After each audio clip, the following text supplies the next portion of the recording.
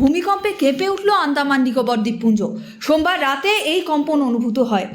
National centre for সেসমোলজি জানিয়েছে, Richter স্কেলে এই কম্পনের মাত্রা ছিল 6.3। মাটি থেকে 10 কিলোমিটার গভীরে ছিল এই ভূমিকম্পের উৎসস্থল। তবে এর জেরে কোনো ক্ষয়ক্ষতি এবং হতাহতের খবর এখনো পর্যন্ত পাওয়া যায়নি।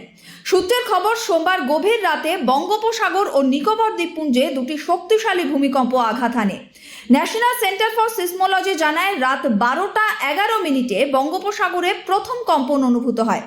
রিক্টার স্কেলে কম্পনের মাত্রা 6.3, যার উৎসস্থল ছিল আন্দামান ও নিকোবর দ্বীপপুঞ্জের কাছে।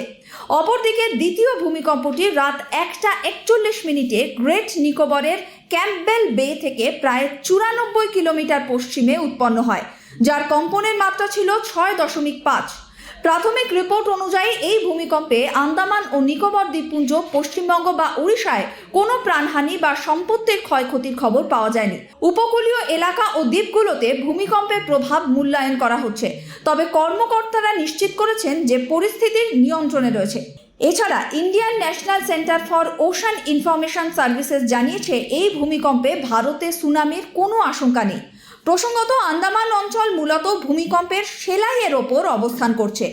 টেকটনিক প্লেটের সংঘর্ষপ্রবণ ওই এলাকায় প্রায়শই ভূকম্পন ঘটে, যার ফলে সুনামির ঝুঁকিও যথেষ্ট। তবে সোমবার প্রায় 25,000 মানুষ ভূমিকম্পের মৃদু কম্পন অনুভব করতে পারলেও বড় ধরনের কোনো ক্ষয়ক্ষতি হয়নি, যা আপাতত স্বস্তির। Bureau report, sky news Bangla.